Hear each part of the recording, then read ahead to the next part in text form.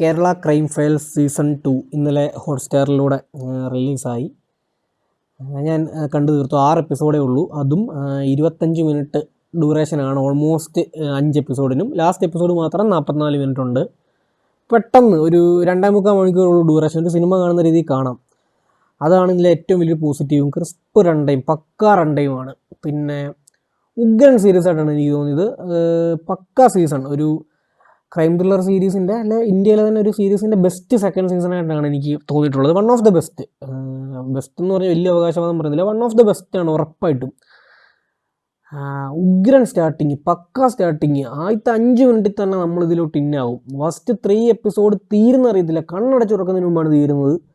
1.5 മണിക്കൂർ പോകുന്ന നമ്മൾ അറിയത്തില്ല, അത്രയും ഫാസ്റ്റാണ്. കിടിലം മേക്കിങ്. എനിക്ക് പേഴ്സണലി ഇതിൻ്റെ ഫസ്റ്റ് സീസൺ അത്ര വർക്കായതല്ല. പലരും വൻ പൊളി എന്ന് പറയുമ്പോഴും എനിക്ക് മലയാളത്തിൽ നിന്നിറങ്ങിയ വെബ് സീരീസുകളിൽ ആകെപ്പാടെ 1000 ബേബീസ് മാത്രമാണ് നമുക്കൊരു പ്രോപ്പർ സീരീസ് ഇന്ത്യയിൽ നിന്ന് റെപ്രസെൻറ്റ് ചെയ്യാൻ പറ്റുന്നൊരു മലയാളം സീരീസ് എന്ന് പറയാൻ തോന്നിയത്. ബാക്കിയെല്ലാം ഇപ്പോൾ പേരലൂർ പ്രീമിയർ ലീഗ് ഉൾപ്പെടെ ഉള്ള ഒന്നും എനിക്ക് വലിയ സംഭവമായിട്ട് തോന്നിയിട്ടില്ല. ഇത് പക്ഷേ കിടിലനാണ്, കിടിലൻ സീസൺ. മേക്കിംഗ് ഒക്കെ വൻ പൊളി, പക്കായിട്ട്. ഇപ്പോൾ ഇതിൻ്റെ ഡയറക്ടർ അഹമ്മദ് കബീർ പറഞ്ഞ പോലെ തന്നെ പുള്ളി ശരിക്കും അപ്ഗ്രേഡ് ചെയ്തിട്ടുണ്ട്. അത് നമുക്ക് കാണാനും ഫീൽ ചെയ്യാനും ഉണ്ട്. അദ്ദേഹം കിടിലനായിട്ട് ഡയറക്റ്റ് ചെയ്തിട്ടുണ്ട്. അടിപൊളി സ്ക്രിപ്റ്റുമാണ്. കിഷ്കിന്ധാഗണത്തിൻ്റെ റൈറ്ററായ ബാഹുൽ രമേശാണ് സ്ക്രിപ്റ്റ് റൈറ്റർ.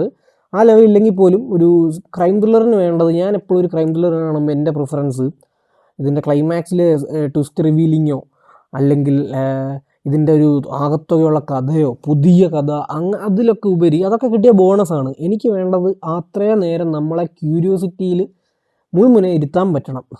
അടുത്തെന്താ ഒരു സീറ്റഡ്ജ് ഫാക്ടർ ഇതിൽ അത് ഫുള്ളുണ്ട്. പക്ക ക്യൂരിയോസിറ്റി നമുക്ക് തരും. അവസാനത്തെ 3 എപ്പിസോഡ് ആ ഒരു ലെവലില്ല, എങ്കിൽ പോലും നല്ലതാണ്. ആകെപ്പാടെ എനിക്ക് കുറച്ച് ഡൗൺ ആയിട്ട് തോന്നിയത് ക്ലൈമാക്സ് ആണ്. അതും അവരൊരു വെറൈറ്റി പരിപാടിയാണ് പിടിച്ചത്. ഒട്ടും തന്നെ സ്പൂൺ ഫീഡ് ആവാത്തൊരു സാധനമാണ് പിടിച്ചത്.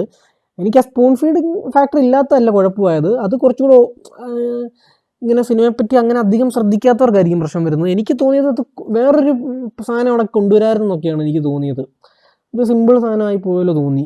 അതാണ് ആകെ ഒരു പ്രശ്നം തോന്നുന്നത്. പെർഫോമൻസ് ഒക്കെ അടിപൊളി. എല്ലാവരും അവർ ചെയ്തതിൽ നിന്ന് വൻപൊളി. അങ്ങനെ ഇപ്പോൾ അജൂറി സലാലും ഒക്കെ അവർക്കൊക്കെ ഫസ്റ്റ് സീസണിലാണ് കൂടുതൽ ചെയ്യാനുള്ളത്. അർജുൻ രാധാകൃഷ്ണൻ കൊള്ളായിരുന്നു. കൂടുതൽ എനിക്ക് ഇഷ്ടപ്പെട്ട ഇന്ദ്രൻസിനെ, ഹരിശ്രീ അശോകനെയാണ്. അവരൊന്നും ത്രൂ ഔട്ടില്ല, അവിടെ ഇവിടെ ആയിട്ട് വന്നു പോകുന്ന പരിപാടിയാണ്. ആ ഭാഗത്തൊക്കെ ഒന്നും പറയാനില്ല. നിങ്ങൾക്ക് മലയാളത്തിൽ നിന്ന് നമുക്ക് അഭിമാനത്തിൽ കാണിക്കാൻ പറ്റുന്ന സീസൺ അല്ലെ സീരീസാണ് KCF. ഉഗ്രനാണ്. ഫസ്റ്റ് സീസൺ നിങ്ങൾക്ക് ഇഷ്ടപ്പെട്ടെങ്കിൽ ഇതതിൻ്റെ ഫാർ ബെറ്ററാണ്. ഫസ്റ്റ് സീസൺ ഇഷ്ടപ്പെടാത്ത ഒരാൾക്ക് ഈ സീസൺ ഇഷ്ടപ്പെടും.